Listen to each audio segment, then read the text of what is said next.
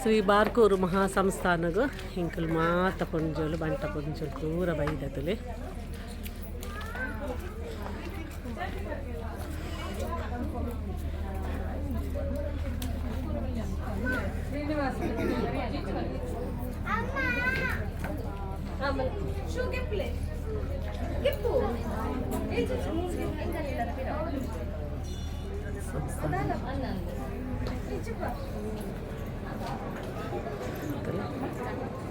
ಶ್ರೀನಿವಾಸ ದೇವಿರ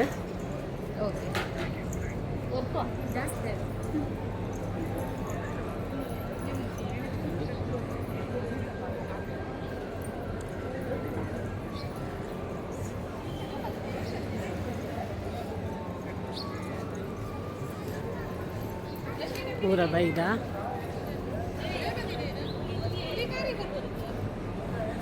ಒಂಜಿ ಮೀಟಿಂಗ್ ಉಂಡು ಸಂಸ್ಥಾನದ ಬಗ್ಗೆ నేను ಜೀರ್ಣೋದ್ಧಾರ ಮಲ್ಪನೈತ ಬಗ್ಗೆ ತಿಂಡಿ ವ್ಯವಸ್ಥೆ ಮಂದಿರು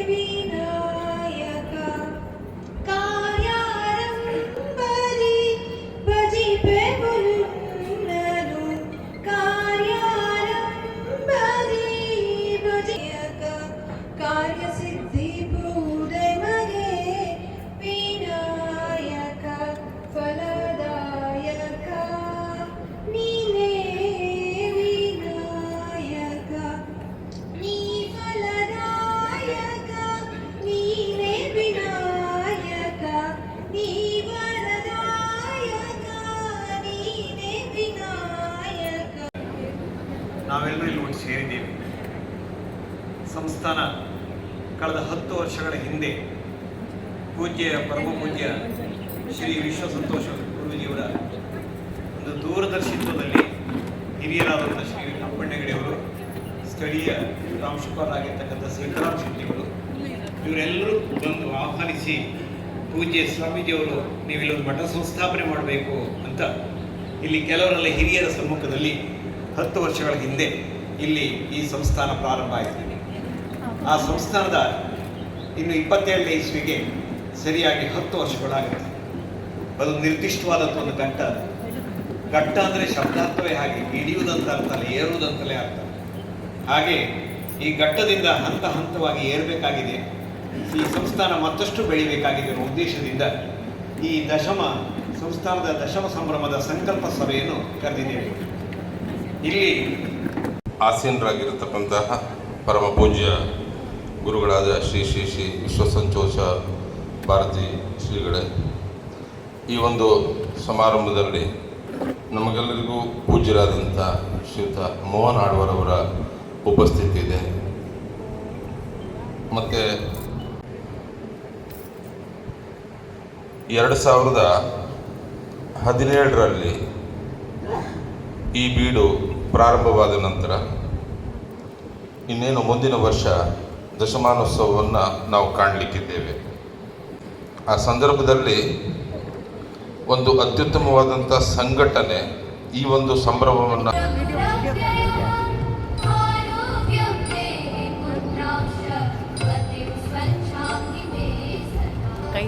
ಸ್ವಾಮೀಜಿಯವರಿಗೂ ಕೈ ಮುಗಿದು, ವೇದಿಕೆ ಮೇಲಿದ್ದ ಎಲ್ಲ ಹಿರಿಯರಿಗೂ ಅತಿಥಿಗಳಿಗೂ ಕೈ ಮುಗಿದು, ಸೇರಿದ ಸಹೃದಯ ಬಂಧುಗಳು, ಬಹಳಷ್ಟು ಸಂಖ್ಯೆಯಲ್ಲಿ ಇವತ್ತು ನಾವು ಇಲ್ಲಿ ಬಂದು ಸೇರಿದ್ದೇವೆ. ಈ ರೀತಿ ಸೇರಲಿಕ್ಕಾಗಿ ಕಳೆದ 2-3 ತಿಂಗಳುಗಳಿಂದ ಹಲವಾರು ಕಡೆಗಳಲ್ಲಿ ಹಲವಾರು ಸಲ ಹೋಗಿ ಸಂಘಟಿಸ್ತಾ ಈಗ ಒಂದು ಸಣ್ಣ ರೂಪ ಇದಕ್ಕೆ ಬಂದಿದೆ. ಇನ್ನು ಮುಂದೆ ಇದಕ್ಕೆ ಬೃಹತ್ ಆಕಾರದ ರೂಪ ಬರಬೇಕಾಗಿದೆ. ಅದರಲ್ಲೂ ನಾವು ಬಂಟರು, ನಾಡವರು ಇಡೀ ವಿಶ್ವದಲ್ಲಿ ಇರುವುದರಿಂದ ವಿಶ್ವರೂಪವನ್ನು ನಾವು ತರಬೇಕಾದ ಅನಿವಾರ್ಯತೆ ನಮ್ಮ ಎದುರಿನಲ್ಲಿ ಇದೆ. ಈ ದೃಷ್ಟಿಯಲ್ಲಿ ನಾವು ಸೇರಿದವರು ಕಾರ್ಯರೂಪ ಮಾಡಿಕೊಂಡು ಆದಷ್ಟು ಶೀಘ್ರದಲ್ಲಿ ನಾವು ಒಂದು ಮನಸ್ಸಿಗೆ ನಾವು ಬರಬೇಕಾದ್ದು ನಮ್ಮ ಕರ್ತವ್ಯ. ಸ್ವಾಮೀಜಿಯವರು ಇಡೀ ಇದರ ಒಂದು ಇತಿಹಾಸವನ್ನು ನಾವೆಲ್ಲ ಬಲ್ಲವರು. ಕೂತಾಲ ಪಾಂಡ್ಯ 2000 ವರ್ಷದ ಹಿಂದೆ 1400 ವರ್ಷ ಕಾಲ ಇವರ ವಂಶದವರು ಆಡಳಿತ ಮಾಡಿಕೊಂಡು ಹಲವಾರು ಮಜಲುಗಳನ್ನು ದಾಟಿಕೊಂಡು ಬಂದವರು.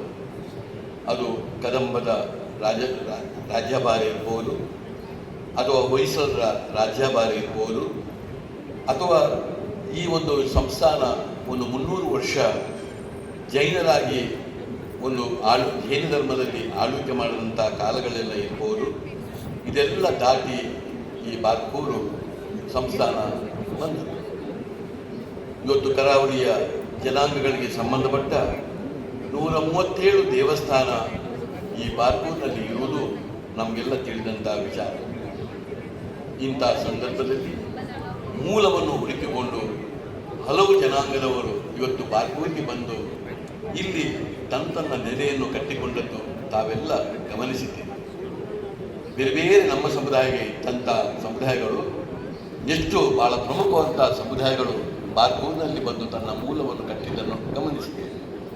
ಹೀಗಿರುವಾಗ ನಮ್ಮ ಸ್ವಾಮೀಜಿಯವರಿಗೂ ಕೂಡ ಈ ರೀತಿಯಲ್ಲಿ ಒಂದು ಪ್ರೇರಣೆ ಆಗಿ ನಮ್ಮನ್ನೆಲ್ಲರನ್ನು ಒಟ್ಟು ಸೇರಿಸಿ 2013ರಲ್ಲಿ ಈ ಜಾಗವನ್ನು ಖರೀದಿ ಮಾಡಿದರು. ಸುಮಾರು 2 ಕೋಟಿ ರೂಪಾಯಿ ಇದಕ್ಕಾಗಿ ದಾನಿಗಳಿಂದ ಬಂದು ಇದು ಖರೀದಿಯಾಯಿತು. 2014ರಲ್ಲಿ ಭೂಮಿ ಪೂಜೆಯೂ ಆಯಿತು. 2017ರಲ್ಲಿ ಪ್ರತಿಷ್ಠಾಪನೆ ಮಾಡಿದ್ದು. ಆಮೇಲೆ ಅಲ್ಲಿ ನಮ್ಮ ಭಾಳ ಮುಖ್ಯವಾಗಿರುವ ದೈವಗಳನ್ನು ಬಾಲಾಜಿ ಭೂತನಾಥ ಸ್ವಾಮೀಜಿಯನ್ನು ನಾವು ಇಲ್ಲಿ ಮಾಡಿದ್ದು ತಮಗೆಲ್ಲ ಗೊತ್ತಿರುವ ವಿಚಾರ. ಇದ್ರ ಜೊತೆಯಲ್ಲಿ ಈ ದೇವಸ್ಥಾನಕ್ಕೆ ಈ ರೂಪ, ಸಮುದಾಯ ಭವನ, ಆಮೇಲೆ ನಾಗಬನ ಮತ್ತು ಇಲ್ಲಿ ಇರಬೇಕಾದಂಥ ಮಠ, ಇದನ್ನೆಲ್ಲ ಕಟ್ಟಲಿಕ್ಕೆ ಪ್ರಾರಂಭ ಆಗಿ ಹೋಯಿತು. ಇದಕ್ಕೆಲ್ಲ ಇಷ್ಟ ತನಕ ಭೂಮಿಗೆ ಮತ್ತು ಇದನ್ನೆಲ್ಲ ಕಟ್ಟಲಿಕ್ಕೆ ಸುಮಾರು 7-8 ಕೋಟಿ ರೂಪಾಯಿ ಖರ್ಚನ್ನು ಮಾಡಿದರು.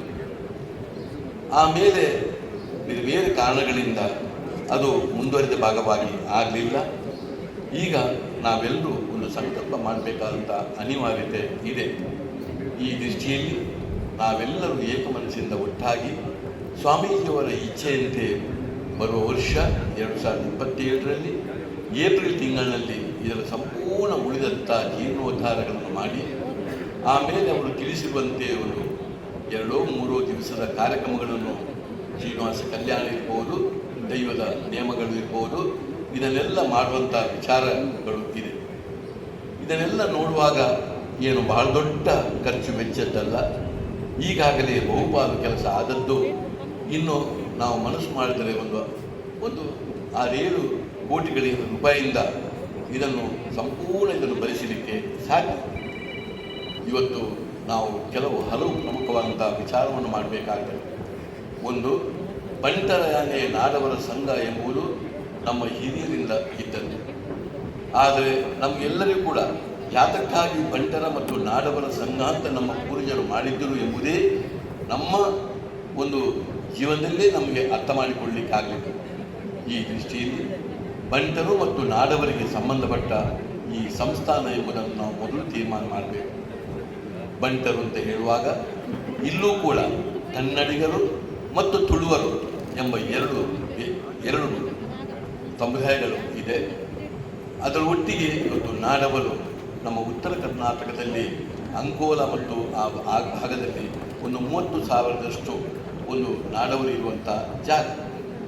ನಾವೆಲ್ಲರೂ ಏನೇ ನಾವು ಕನ್ನಡ ಮಾತಾಡಲಿ, ತುಳು ಮಾತಾಡಲಿ ಅಥವಾ ನಾಡವರಾಗಿರಲಿ, ನಮ್ಮೆಲ್ಲರ ಜೀವನ ಪದ್ಧತಿ, ನಮ್ಮ ಎಲ್ಲ ವಿಚಾರಗಳು, ಆಚಾರ ವಿಚಾರಗಳೆಲ್ಲವೂ ಬಹಳ ಒಂದೇ ರೀತಿ ಇರುವುದನ್ನು ನಾವು ಗಮನಿಸಿದ್ದೇವೆ. ಇಂಥ ಸಂದರ್ಭದಲ್ಲಿ ಸಂಸ್ಥಾನ ಮುಖಾಂತರ ನಮ್ಮ ಈ ಮೂರು ಬೇರೆ ಬೇರೆ ಇದಕ್ಕೆ ಸಂಬಂಧಪಟ್ಟ ಈ ಸಂಸ್ಥಾನ ಅಂತ ನಾವು ತೀರ್ಮಾನ ಮಾಡಬೇಕು. ಇದರ ಒಟ್ಟಿಗೆ ಯಾವುದೇ ನಾವು ಭಿನ್ನಾಭಿಪ್ರಾಯ ಬರದೆ, ಸಂಘರ್ಷಗಳು ಬರದೆ, ನಾವೆಲ್ಲರೂ ಈ ಒಂದು ಸಂಸ್ಥಾನದ ಮುಖಾಂತರ ನಾವು ಒಟ್ಟಾಗಬೇಕಾದ ಅನಿವಾರ್ಯತೆ ಇವತ್ತು ನಮಗೆ ಇದೆ. ಈ ದೃಷ್ಟಿಯಲ್ಲೂ ನಾವು ಕಾರ್ಯಪ್ರವೃತ್ತಿ ಆಗಬೇಕು.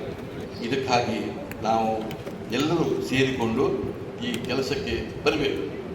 ಈಗ ಇದರ ಒಟ್ಟಿಗೆ ಉತ್ತರ ಕನ್ನಡ ಜಿಲ್ಲಾ ಮಹಾಮಂಡಲ, ಹಾವೇರಿ ಜಿಲ್ಲಾ ಮಹಾಮಂಡಲ, ಮಲೆನಾಡು ಮಹಾಮಂಡಲ, ಉತ್ತರ ಕರ್ನಾಟಕ ಮಹಾಮಂಡಲ ಅಂತ ಸ್ವಾಮೀಜಿಯವರು ತೀರ್ಮಾನ ಮಾಡಿದ್ದಾರೆ. ಅಲ್ಲಿ ಎಲ್ಲ ಕಡೆಯಲ್ಲೂ ಕೂಡ ಸಂಘಟನೆ ಆಗಬೇಕು. ಇನ್ನು ನಾವು ಬಂಟರು ಬೇರೆ ಬೇರೆ ಕಾರಣಗಳಿಂದ ಅನಿವಾರ್ಯತೆಯಿಂದ ಇವತ್ತು ಬೇರೆ ಬೇರೆ ಜಿಲ್ಲೆಗಳಲ್ಲಿ ಹೋಗಿ ನಮ್ಮ ರಾಜ್ಯದಲ್ಲಿ ನೆಲೆಸಿದ್ದೇವೆ.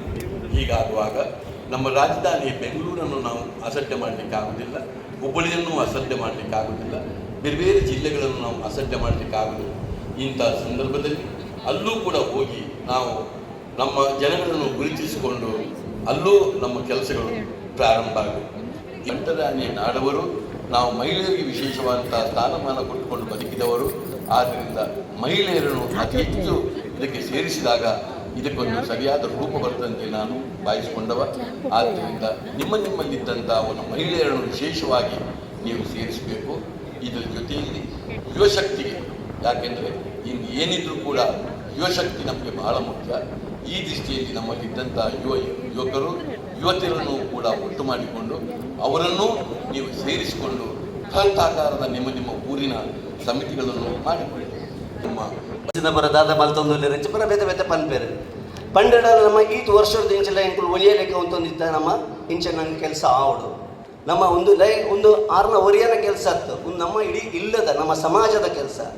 ನಮ್ಮ ಇನ್ನು ಬಂಡೆ ರೂಪೇರೆ, ನಾಡವೇ ರೂಪೇರೆ, ನಮ್ಮ ಒಂಜಿ ಒಟ್ಟು ಮಲ್ಪ ನನಗೆ ಕೆಲಸ ಮಲ್ದೇರು ಆ ಒಂಜಿ ಬಾರಿ ಮಲ್ಲ ಕೆಲಸ ನಮ್ಮ ಆಡು ದುಮ್ಮುಡು ನಮ್ಮ ಮಲ್ತೇರು ಬಂಡೇರು ಪಂಪೇರು ನಾಡವೇರು ಪುರ ನಮ್ಮ ಬಂಡರ ಯಾನೆ ನಾಡವರ ಸಂಘ ಇತ್ತೂನಾಗ ನಮ್ಮ ಬಂಡೆ ನಾಡವೇರು ನಮ್ಮ ದೂರದೀತ ಬಂಡರು ನಮ್ಮ ಬೇತವಲ್ಲ ಇಂಚಿನ ಕಾರಣಲ್ಲ ಒಂಜಿ ಒಟ್ಟು ಮಲ್ಪನ ಒಂಜಿ ಜನ ಬೈದಿರತ್ತೆ. ಸೊ ಅಂಚಿದಾಗ ಎಂಕಲ್ನೆಲ್ಲ ಬೇಲೆ ಬಿಡುದು ಆರೆಂಚ ಪಂಡೇರು ಅಂಚೆಲ್ಲ ಯಾನೆಲ್ಲ ಮಸ್ತ್ ಕೆಲಸ ಇತ್ತಿನ ಏತ್ ಕೆಲಸ ಗೊತ್ತೋಜಿ ಬಟ್ ಇತ್ತಿನ ಅಲ್ಲಿ ಯಾನು ಬಿಡ್ದು ಯಾರು ಕೆಲಸ ಬಿಡ್ದಲ್ಲ ಯಾನ ಕೊಡ್ತೇನೆ 20 ವರ್ಷದ ಇಂಚೆಲ್ಲ ಕಂಟಿನ್ಯೂಸ್ ಅರೇನ ಪಂಡೇರು ನಂಗೆ ಮಸ್ತ್ ಜನ ಅಡಚಣೆ ಬಂದಾಗಲ್ಲ ಎಂಕ್ಲು ಆ ಅಡಚಣೆಗೆ ಹೋಗ್ಲನೆ ಅಂತೆ ನಮ್ಮ ದೃಷ್ಟಿಯನ್ನು ದೂರೋಡಿತ್ತೇಳು. ನಮ್ಮ ಇನಿ ಒಂದು ದಿನ ನಮ್ಮ ಇಂಚೆ ಒಂಜಿ ಮಲ್ಲ ಸಂಸ್ಥಾನ ಆವಡನ್ನು ಪನ್ಪಿನ ಒಂದಿತ್ತೇಳು.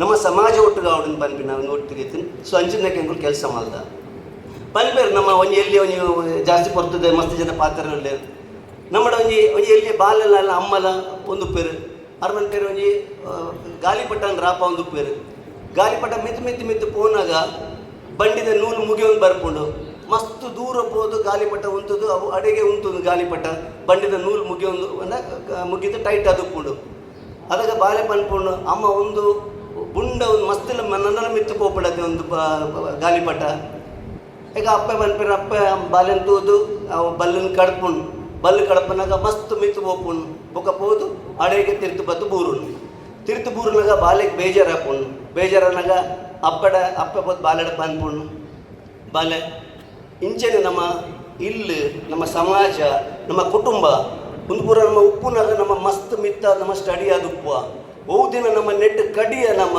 ಆ ದಿನ ನಮ್ಮ ತಿರ್ತು ಬತ್ತು ಬೂರುವ ಅಂಚ ನಮ್ಮ ಏತ್ಲ ಅನುಕೂಲ ಅಂಡ ಏತ್ಲ ಉಂದಾಂಡ ನಮ್ಮ ಸಮಾಜ ನಮ್ಮ ಇಲ್ಲಿ ನಮ್ಮ ಮೆಗ್ಗೆ ಪಲ ಸಂಬಂಧ ಒಂದು ನೇಪಾಲ ಕಡ್ಡಿಯರ ಕೋರೆ ಬಲ್ಲಿ ಅಂಚದು ನಂಗೆ ಸ್ಥಿರಾದ ಮಿತ್ತು ಒಂದು ದೊಡ್ಡ ಒಂದು ಸಮಾಜ ನಮ್ಮ ಇಲ್ಲಿ ನಮ್ಮ ಮೆಗ್ಗೆ ಪಲ ನಮ್ಮ ಇಲ್ಲಿ ಕುಟುಂಬ ಪೂರ ಇದ್ದನೇ ನಮ್ಮ ಸಮಾಜ ಉಪ್ಪ ಅಂಚದುಪ್ಪನಾಗ ನಮ್ಮ ಪೂರಗುಲ್ಲ ಇನಿ ಕೆಲವು ಜನಗಳಿಗೆ ನಮ್ಮ ಅನುಕೂಲ ನಂಗೆ ಉಂದುಪ್ಪುಂಡು ಓಡ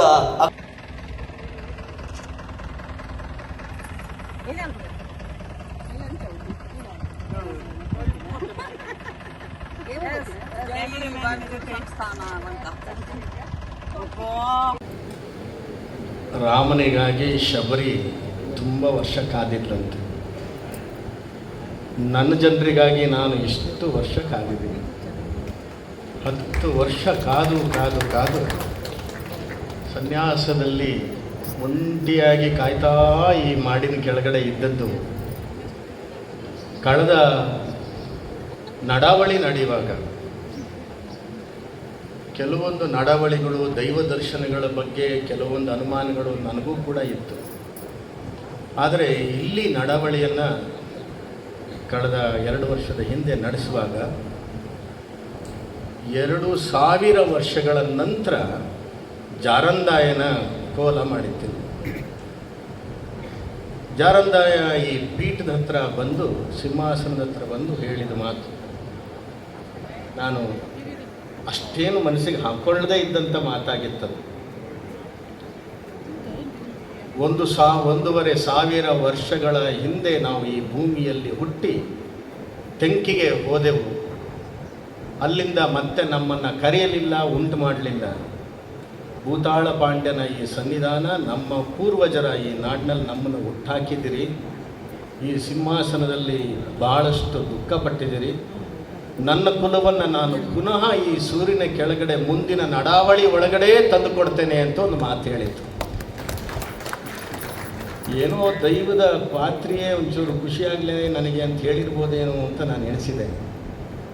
ಆದರೆ ಈಗ ಅನ್ನಿಸ್ತಾ ಉಂಟು, ಆತ ನುಡಿದಿರ್ಬೋದು ಅಥವಾ ದೈವ ನುಡಿದಿರ್ಬೋದು, ಆದರೆ ಸನ್ನಿಧಾನದಲ್ಲಿರ್ತಕ್ಕಂಥ ದೈವ ಅದನ್ನು ಮಾಡಿಕೊಟ್ಟಿದೆ ಅಂತ. ಕಾಸರಗೋಡಿನಿಂದ ಹಿಡಿದು ಗೋಕರ್ಣದವರೆಗೆ ಹಂಚಿ ಹೋದಂಥ ಈ ಬಂಟ ನಾಡವ ಸಮುದಾಯವನ್ನು ಇದೇ ದೈವಗಳು ಇಲ್ಲಿ ವಾಪಸ್ಸು ತಂದು ಕೊಟ್ಟಿವೆ. ವಾಪಸ್ಸು ತಂದು ಇಲ್ಲಿ ಇಟ್ಟು ಇಂಥ ಒಂದು ಮೇಲೆ ಕುಳಿತಿರ್ತಕ್ಕಂಥ ಒಂದು ಶಕ್ತಿಗಳನ್ನು ಜೋಡಿಸ್ಲಿಕ್ಕೋಸ್ಕರ ಸೇರಿಸಿವೆ ಅಂತಂದರೆ ಈ ತುಳುನಾಡ ದೈವಗಳಿಗೆ ಒಂದು ಅಗೋಚರ ಶಕ್ತಿ ಇದ್ದೇ ಇದೆ ಅನ್ನೋದು ಸತ್ಯ. ಜಾರಂದಾಯನ ನುಡಿ ಹೇಳಿ, ನನ್ನ ಕುಲದವರು, ಅಲ್ಲಿ ನೀವು ಅಂಡರ್ಲೈನ್ ಮಾಡ್ಕೋಬೇಕು. ಜಾರಂದಾಯ ಇದೇ ಜಯವರ್ಮನ ಕುಲದಲ್ಲಿ ಇಮ್ಮಡಿ ಪುಲಿಕೇಶಿಯ ಕಾಲದಲ್ಲಿ ಆದಂಥ ದಾಳಿಯ ನಂತರ ಜಯವರ್ಮ ರಾಜನ 9 ಜನ ಮಕ್ಕಳು ಅವರು ಸತ್ತು ಮಲ್ಲಂದಾಯ, ಮಾರಂದಾಯ, ಜಾರಂದಾಯ, ಕೊಣಿಮಣಿತಾಯ, ಕುಕ್ಕಿನಂದಾಯ, ಮಗರಂದಾಯ ಈ ಥರವಾಗಿ ತುಳುನಾಡಿಗೆ ಹೊರಟೋದು. ಆಮೇಲೆ ಇಲ್ಲಿ ಕರೆದದ್ದಿಲ್ಲ, ಅದಕ್ಕೆ ಕೋಲಾದದ್ದಿಲ್ಲ. ಈ ಕೋಲದಲ್ಲಿ ಇದು ನುಡಿದದ್ದಿದೆಯಲ್ಲ, ಬಹುಶಃ ಭೂತ ಆಳ್ವ ಪಾಂಡ್ಯ ಅಂದರೆ ಜಯವರ್ಮ ಕ್ರಿಸ್ತಶಕ 76ನೇ ಇಸ್ವಿಯಲ್ಲಿ ಆತ 12 ಮದುವೆ ಆದನಂತೆ. ಕಾಂಪಿಟೇಷನ್ ಯಾರು ಮಾಡೋದು ಬೇಡ. ಆದರೂ ಅವನು 12 ಮದುವೆ ಆದಾಗ ಅವನಿಗೆ ಆದಂಥ ಮಕ್ಕಳುಗಳನ್ನು ನೆನಪಿಟ್ಕೊಳ್ಳಿಕ್ಕೋಸ್ಕರ ಮೊದಲನೇ ಹೆಂಡತಿ ಮಕ್ಕಳಿಗೆ ಆಳ್ವರು ಅಂತ ಹೆಸರಿಟ್ಟ, 2ನೇ ಹೆಂಡತಿ ಮಕ್ಕಳಿಗೆ ಪೂಂಜಾ ಅಂತ ಹೆಸರಿಟ್ಟ, 3ನೇ ಹೆಂಡತಿ ಮಕ್ಕಳಿಗೆ ರೈ ಅಂತ ಹೆಸರಿಟ್ಟ. ಹಾಗೆ ಹೆಗಡೆ, ವ್ಯಾಪಾರ ಮಾಡುವವರಿಗೆ ಶೆಟ್ಟಿ ಅಂತ ಒಟ್ಟು 12 ಹೆಸರನ್ನು ಇಟ್ಟ ಅಂಥೇಳಿ ಶೀನಪ್ಪ ಹೆಗಡೆಯರ ಪುಸ್ತಕದಲ್ಲಿ ಬಂದಿದೆ. ಭೂತಾಳ ಪಾಂಡ್ಯ ಬಂದ, ನಾವು ದೇವರನ್ನು ಸ್ಥಾಪನೆ ಮಾಡಿದ್ವಿ, ಹೋದ್ವಿ. ಈ ಆಳ್ವರು ಮೊದಲನೇ ಹೆಂಡತಿ ಮಕ್ಕಳು ಎಲ್ಲಿ ಹೋದ್ರಪ್ಪ ಅಂತ ನಾನು ಹುಡುಕ್ತಾ ಇದ್ದೆ. ಯಾಕೆಂದ್ರೆ ಅವರೇ ಬೇಕಿನ್ನು ಸುಧಾರಿಸ್ಲಿಕ್ಕೆ. ಎಲ್ಲರೂ ವ್ಯಾಪಾರ ಮಾಡಿ ಶೆಟ್ರುಗಳೇ ಆಗಿದ್ದಾರೆ ಬಿಟ್ಟರೆ ಯಾರನ್ನು ಕೇಳಿದರೂ ಪುರ್ಸೋತಿಲ್ಲ, ಬಿಸ್ನೆಸ್ಸು ಮತ್ತೊಂದು ಹೇಳ್ತಾರೆ. ಹಾಗಾಗಿ ಆಳುವವರೇ ಬಂದರೆ ಆಳಿ ಯಾರು ಅಂಥೇಳಿ ನಾವು ಇವತ್ತು ಪಟ್ಟ ಅವರಿಗೆ ಕೊಟ್ಟಿದ್ದೇವೆ.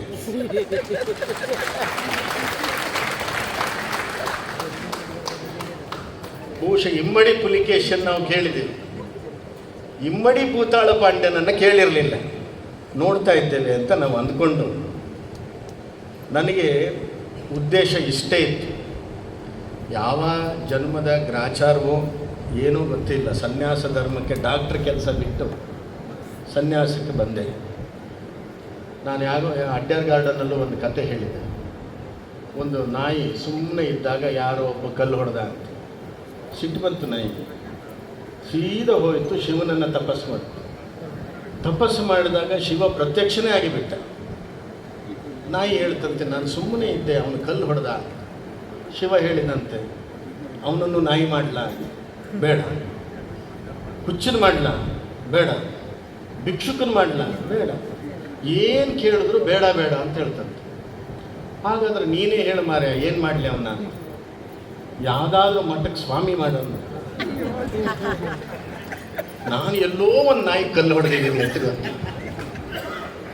ಯಾಕೆ ಕೇಳಿದಂತೆ ಶಿವ, ಯಾರು ಏನು ಹೇಳಿದ್ರು ಅವರು ಮಾತಾಡಲಿಕ್ಕಿಲ್ಲ, ಅನುಭವಿಸ್ತಾನೇ ಇರಬೇಕು ಸಾಯಲ್ಲಿವರೆಗೆ. ನೋಡಿ ಎಂಥ ನಾಯಿ ಅದು. ನೀವೆಲ್ಲ ನಾಯಿ ಕಲ್ಲು ಹೊಡಿತು ಭಾಳ ಜಾಗ್ರತೆ ಇರಿ, ಯಾಕಂದರೆ ಮತ್ತೆ ಸನ್ಯಾಸಿ ಆಗ್ಲಿಕ್ಕೆ ನಾವು ಹುಡುಕ್ತಾನೇ ಇದ್ದೇನೆ ಯಾರು ಸಿಗ್ತಾರಾ ಅಂತ.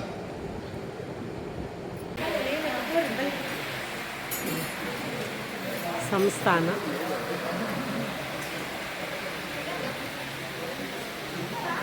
ಒಂದಲ್ಲ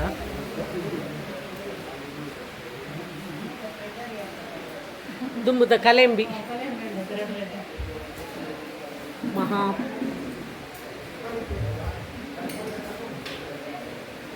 ಕಲೆಂಬಿ ದುಂಬುನೆಕ್ ಕಲೆಂಬಿ ನೆನಪುದಾರೆ ತಲಮೈ ಪೂರ ದೀದ್ ಬೀಗ ವಾಡು ನಿತ್ತಾರೆ ಬರುತ್ತಲ್ಲ.